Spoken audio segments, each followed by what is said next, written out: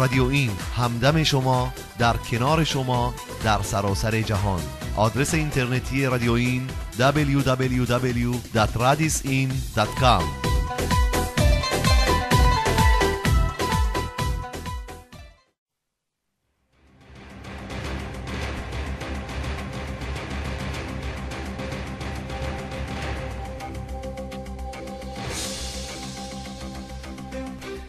بله شنوندگان ارجمند، نوبت دومین مصاحبه امروز ما میرسه و مصاحبه‌ای داریم با جناب آقای بهرام آپتین، رئیس جنبش ایران بانان لل بختیاری و یک فعال سیاسی که برای جنبش آزادیخواهی ایران بسیار فعالیت می‌کنند. درود بر شما جناب بهرام آپتین. درود بر شما همیهن ارجمندم جناب آقای اسحاقیان. درود دارم بر همه شنوندگان گرانسنگ رادیو رادیسین. خیلی خوشحال هستم که از طریق رادیو شما سخنان خودم رو با هممیهنان عزیزم در اسرائیل میتونم بیان کنم. در خدمت شما بزرگوار هستم گرامی. با سپاس از شما. اولین سوال ما بسیار مهم هست جناب آپتین و این هست که قرار بود شما برای یک سخنرانی در دانشگاه اسرائیل تشریف بیارین به کشور اسرائیل. ترتیبات زیادی داده شده بود، مردم بسیاری دعوت شدن و در آخرین لحظات متاسفانه شوربختانه شنیدیم که مشکلی پیش اومده و شما تشریف نیاوردین. خواهش میکنم در این مورد برای ما توضیح بفرمایید. بله، پیش از هر چیز من باید سپاس ویژه خودم رو از بزرگوارانی که به هر روی همواره در راستای پژواک فریاد ایرانیان دربند درون ایران کار کردن، عزیزانی که واقعا زبونم قاصره چطور بخوام ازشون تشکر کنم. بزرگوارانی به مانند کدبان پوررستمیان، کدبان کاک بابت اسحاقی، جناب آقای کمال پینحاسی، جناب آقای ابراهیمی، خود شما بزرگوار و عزیزانی که در این راستا به اصطلاح خیلی سعی کردن که بشه به یه ترتیبی ما بیایم و در خدمت عزیزان هممیهنمون در اسرائیل باشیم. اما شوربختانه این معضل که حقیقتا در راستای آمدن من به اسرائیل پیش اومد یک چیز جدیدی نیست.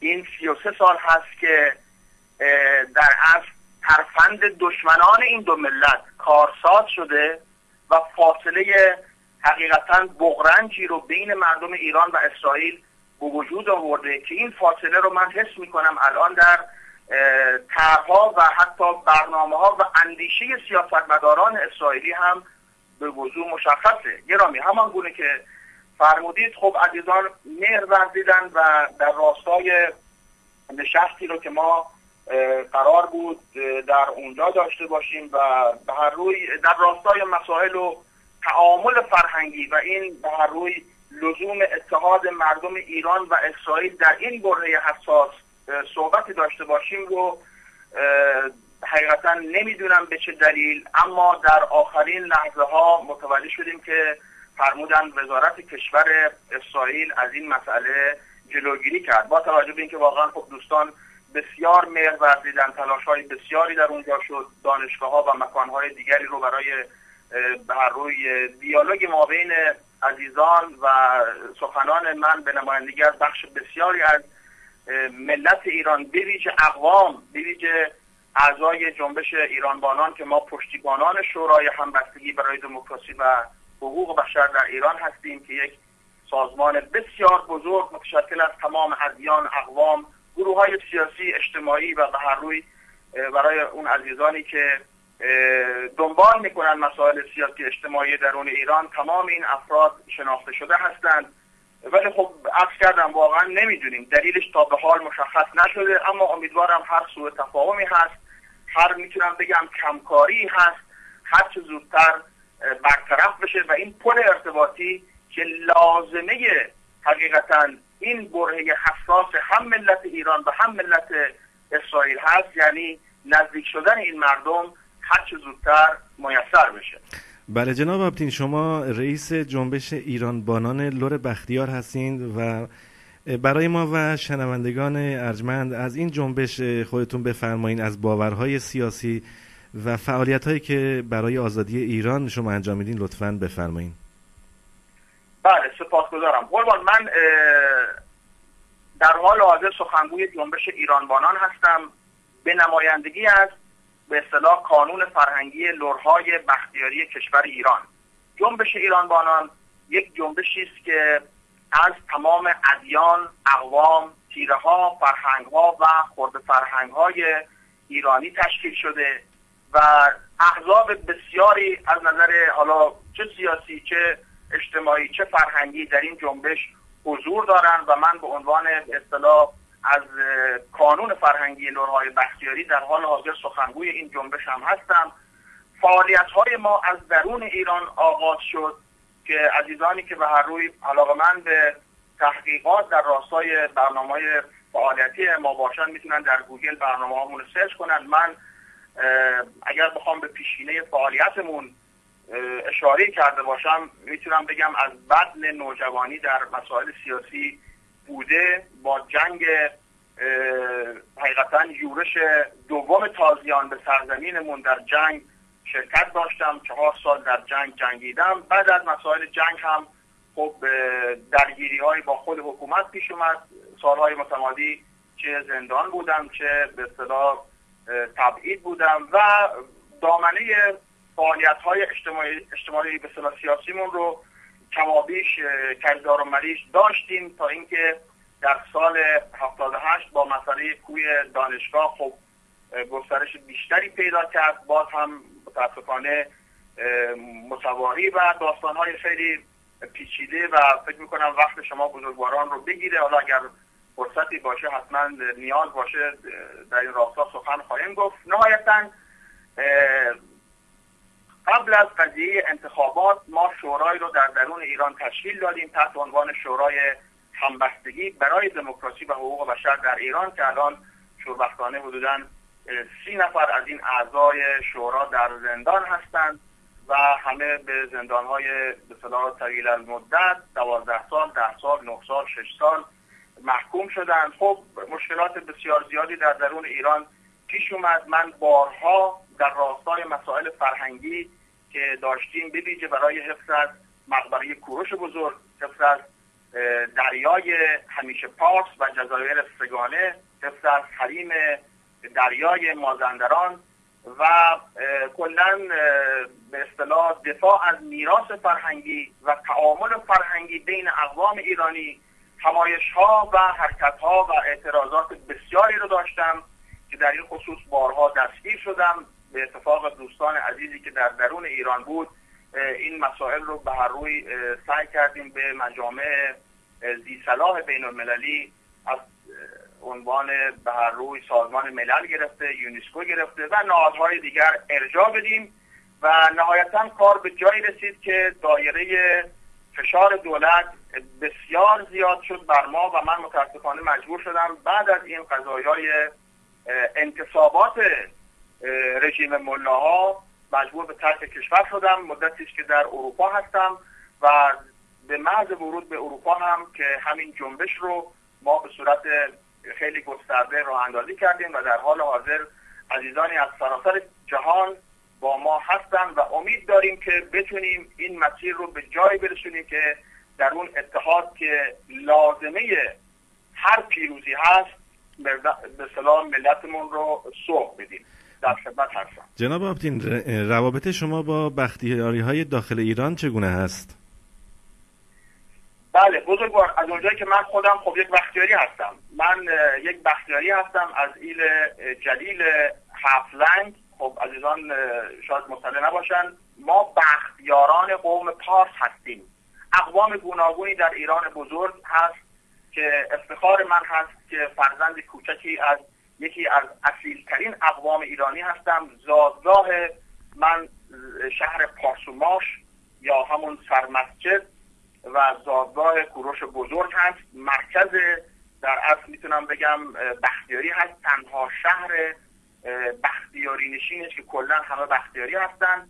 خب از نظر خانوادگی که به هر روی خانواده‌ای هستیم که همیشه در صحنه‌های سیاسی اجتماعی وجود داشتیم و این افتخار رو دارم به هر روی به عنوان کوچکترین و میتونم بگم دون پایه ترین فرد بختیاری من در درون ایران به عنوان نماینده کانون فرهنگی لرهای بختیاری انتخاب شدم که بزرگترین کانون کشور ایران در حال حاضر میتونم بگم هست و در سال 74 اتفاقا از سمت یونسکو کانون ما و شخص من به عنوان فعالترین کانون فرهنگی و شخص فرهنگی در کشور انتخاب شدم که در اینترنت و در جاهای دیگه هم این فیلم و برنامه ها هست.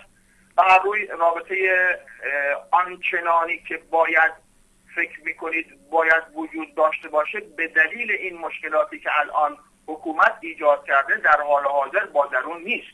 یعنی به اون وسعتی که من در درون بودم و عزیزان در همایش ها، در نشست ها، در جلسات بسیاری ما شرکت داشتیم، اون پل ارتباطی میتونم بگم الان خدشه‌دار شده، ولی خب خوشبختانه بنا به اون مسائل امنیتی که رعایت میکنیم اون رابطه هنوز وجود داره، اما عرض کردم به اون وسعت قدیم نیست، ولی امید داریم که بتونیم هرچه سریعتر به درون ایران برگردیم و اون همایش و اون به اصطلاح یک پارچگی قوممون رو برای ضربه زدن نهایی به ریشه این اهریمن اونجا به هر روی مسبب بشیم.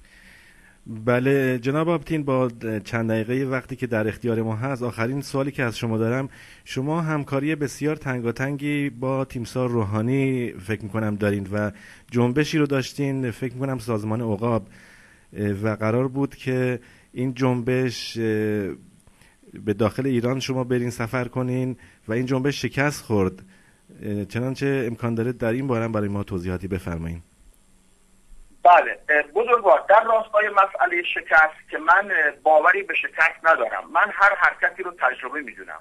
در خصوص مسئله جناب آقای تیمسار روحانی، بنده همونطوری که عرض کردم خدمتون از درون ایران آمدم و آشنایی با نیروهای مبارز خارج از کشور نداشتم، یک تشنه مبارزه بوده و هستم. از این سو بود که به هر روی من توسط دوستانی با جناب آقای تیمسار روحانی آشنا شدیم، سخنانی بود، برنامه‌هایی بود. حقیقتا جنبش ایران بانان یک جنبش اجرایی است و ما بر این باوریم که با تئوری و با سخن و با مقاله و با به نوعی حرکت‌های متمدنانه و دموکراتیک یک حکومت دیکتاتوری از بین نمیره. طرح ما، برنامه ما برای 1 مهر کار اجرایی بود و قرار بر این بود که ما با یک سری از کارهای اجرایی در درون ایران ضربه به هر روی تأسیسات، راههای ترابری و به هر روی پیکره نظام بزنیم و این باعث بشه که مردم جان بگیرن، مردم شجاعت پیدا کنن و به هر روی به یک پشتیبان ایمان پیدا کنن و به صحنه بیان. شوربختانه جناب آقای تیمسار روحانی در روزهای آخر این طرح این موافقت رو با ما نداشت و به قول خود ایشون بنا به دکترینشون که خشونت نیست و درگیری با حکومت نیست باعث شد که ما رو حقیقتا عقیم بکنه و ما در 1 مهر نتونستیم اون برنامه‌های اجرایی خودمون رو داشته باشیم و این شد که حالا شما به نوعی به شکست بهش اشاره کردید، هرچند که همچین دور از نظرم نیست، ولی خب برای ما تجربه بزرگی بود که از این پس به دنبال افرادی بگردیم که فقط و فقط باور به این داشته باشند که برای از بین بردن ریشه ظلم باید دست به تبر شد. ما داریم میبینیم در این جهان امروزی هرگز نمیشه یک حکومت ضحاک رو به مانند جمهوری اسلامی با دیالوگ از بین برد. بله کاملا درست هست جناب آبتین. سپاسگزارم از اینکه دعوت ما رو قبول کردیم برای این مصاحبه، با آرزوی موفقیت برای تلاشی که در پیش دارین و تلاشایی که تاکنون انجام دادین. سپاسگزارم از شما. سپاسگزارم. من فقط یک پیامی برای ملت اسرائیل داشتم، اگر من نمیدونم آیا فرصت دارم در 1 دقیقه 2 دقیقه؟ خواهش میکنم بفرمایید. بله تشکر میکنم. همیهنان عزیزی که همکنون سخنان من رو میشنوید، به ویژه شمایی که در اسرائیل هستید، یک ضرب المثل آلمانی هست که میگه پایان وحشتناک بهتر از وحشت بیپایانه. شما فکر نکنید که در یک ساحل امن نشستید و پسنده بکنید فقط به تئوری، پسنده بکنید فقط به شعر و شاعری و دیالوگ و به هر روی مسائل دیگه. مشترکاً مسائل ما الان به هم گره خورده. ما دشمنان مشترک داریم، دوستان مشترک داریم و حقیقتاً منافع مشترک. پس هر چه زودتر باید دست به دست به هم بدیم و از این حالت ترس و وحشتی که هم در ایران هم در اسرائیل وجود داره خودمون رو رها کنیم. ما باید هر چه زودتر برای یک پارچه شدن باندیشیم، اون هم به صورت عمل.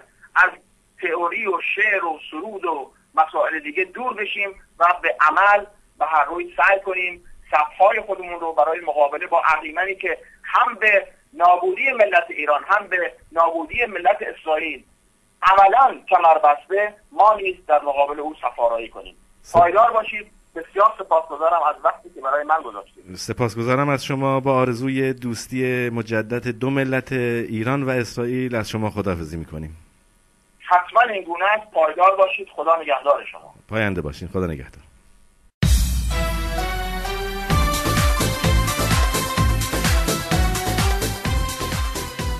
رادیو این همدم شما، در کنار شما، در سراسر جهان. آدرس اینترنتی رادیو این www.radisin.com